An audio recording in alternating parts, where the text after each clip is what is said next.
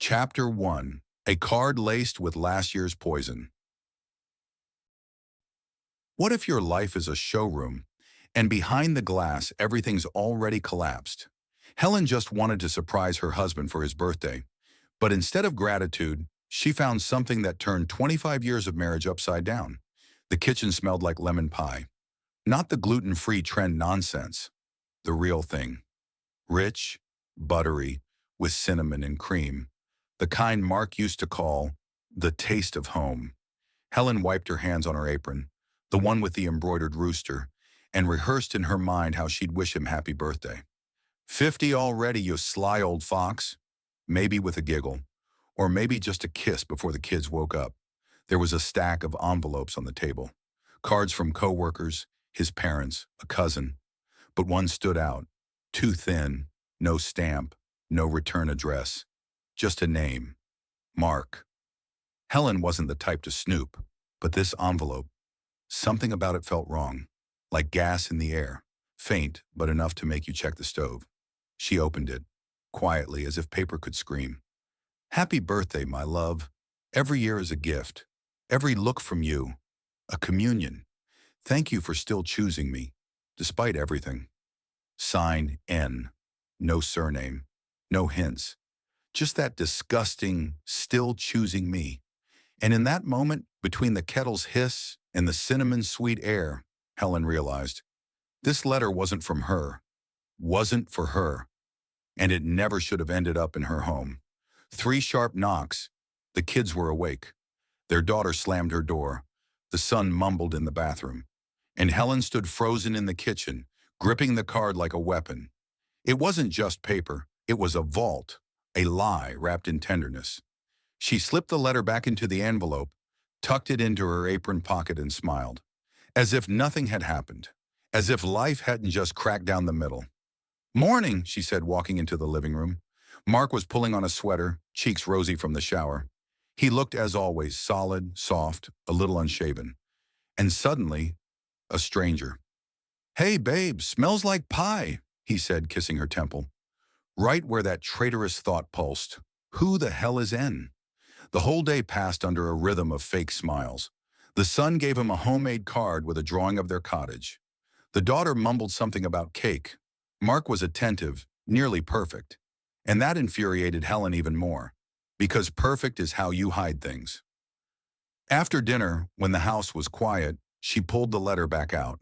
The paper smelled like someone else's perfume. Light and dry, lavender and something sharp, like a stubborn woman.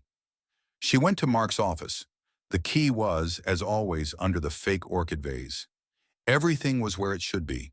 Tax files, document boxes, family photos. But in the bottom drawer, another envelope. Same handwriting, same N. Helen didn't open it. She just sat holding it. And what she felt wasn't pain. It was resentment. Deep, sticky, like cold porridge from childhood. In the morning, she looked flawless. And breakfast looked like an ad. Eggs Benedict, foamy coffee, fresh strawberries. Mark sat down, reaching for his cup. You get letters from someone named N? She asked, like discussing the weather. He froze. The tiniest pause. But a pause. What? Who's N? Too fast. Just curious. Very poetic woman. Smells of lavender, by the way. Mark stared at her, and for the first time in years, something flickered in his eyes. Fear, guilt, or just annoyance. You were snooping? I was looking for candles, and I found a lie. What happened next changed everything. You don't want to miss how this unravels. Chapter 2. The Crack Inside the Mirror. This is the turning point. Everything you've been waiting for? It's right here. Mark made a mistake. Helen connected the dots. And then, something no one in this family expected. Mark wasn't an idiot. He didn't deny it. He looked at Helen like he was trying to remember where exactly in their marriage he'd lost the right to compassion. It's just an old friend. From the past, his voice calm, almost sincere, like someone who practiced lying in the mirror. Helen sighed, not because she believed him, but because there was a tiredness buried in that phrase, the kind that lingers in long marriages. I'm too tired to explain, because you won't believe me anyway. And normally, she might have let it slide, if not for two things. One, the perfume on the letter. Two, the words, "You still choose me," not something a woman says about the past. You know, Helen said quietly, pushing her coffee aside, I can endure a lot, but not stupidity. Don't turn me into one of those women from bad soap operas. I deserve at least a dignified betrayal. 2 hours later, she had cleaned every window in the house. That was how she coped with disaster. She washed windows when her mother died, when her daughter had a meltdown in school, when Mark once disappeared for 3 days on a business trip. But this time, as she scrubbed glass to a squeak, something new bloomed inside her. Not anger, readiness. She began observing. No, she didn't check his phone. That's for the desperate. Helen was the kind who waits to catch you red-handed, not sniff your trail. But she noticed how Mark suddenly started working late, how he turned off screens when she entered the room, how he stopped drinking coffee after dinner, even though he always did. Then one Saturday he said, I'm going to the store. Need motor oil. Helen nodded. 20 minutes later, she left too. Not because she doubted him, because she needed to know. For sure. Mark's silver Mazda sat in the lot of a quiet cafe on the outskirts of town, the kind they used to visit back in 2004, when her hair was still long and she still believed in second honeymoons. Through the window she saw him. He was sitting across from a woman in a blue coat, beautiful, not young, but with a smirk no one wears on accident. Helen stayed in her car and just watched. At one point, the woman placed her hand on Mark's. He didn't pull away. This wasn't sex. It wasn't a romantic picnic. It was intimacy between two people who had decided that the rest of the world no longer mattered. That evening, Helen lit candles, made the truffle pasta he loved. Mark came home with flowers, a belated apology wrapped in roses. You deserve the best, he said, kissing her forehead. I thought so too, Helen replied with a soft smile. By the way, do you mind if I visit my sister this weekend? Of course, you should rest. He didn't even ask why, which told her everything she needed to know. She didn't visit her so. Chapter 3. The Son Who Knew Too Much. Grown-up secrets rarely stay locked in grown-up closets. When Helen's son decided to tell the truth, he had no idea he'd destroy two lives at once, and possibly not just his parents.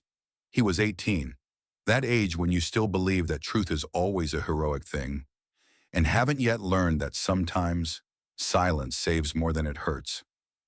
He held a flash drive, black, like a bad omen, and his face, not angry, not confused, just disappointed. The way kids look when they finally realize that moms aren't just moms. They're women who can be humiliated. I wasn't snooping. I was looking for vacation photos. And then I found a folder. Documents 2019. He hesitated. Just show me, Helen said. She wasn't afraid anymore. Because what could be worse? The screen lit up. Emails, dozens of them. Years old. Mark and someone named Nancy H. had been writing each other every day, sometimes 3-4 times a day. Some messages had photos. Others, bank statements. They weren't just talking about feelings. They were talking about money, an old apartment, the one Helen thought was jointly owned, wiring money to a personal account. Sent the $5K as you asked.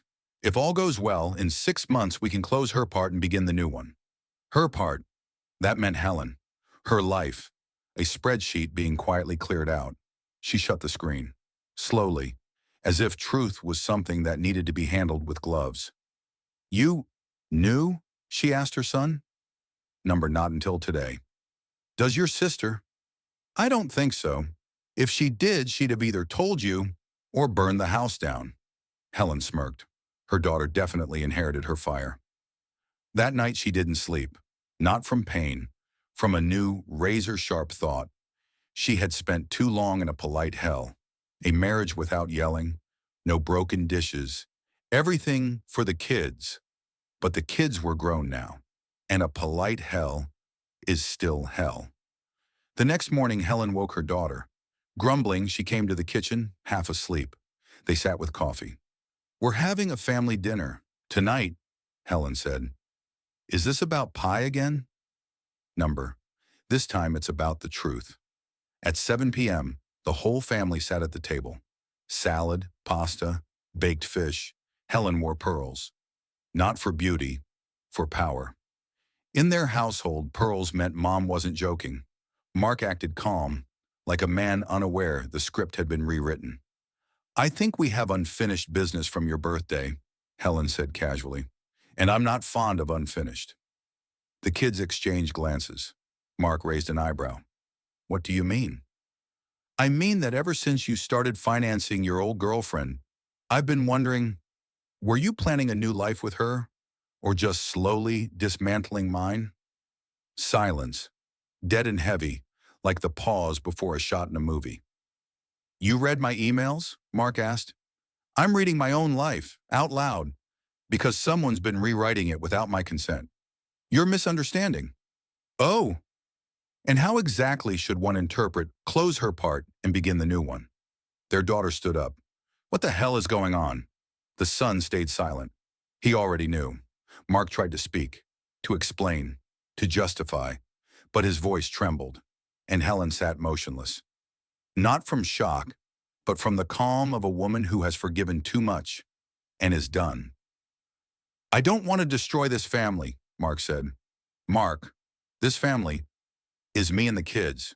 You were just an attachment with an expiration date. That night, he slept on the couch. The next, at a hotel. 3 days later, at Nancy's. Yes, Helen knew. Her son had spotted their car. Same cafe parking lot, this time with suitcases. But what Helen didn't know was, this wasn't the end. It was the beginning of something far darker. Chapter 4. Nancy wasn't the real problem. Helen thought she'd uncovered the biggest betrayal of her life, but when she opened an old box of documents, she realized Mark wasn't the only one who deceived her. A week had passed.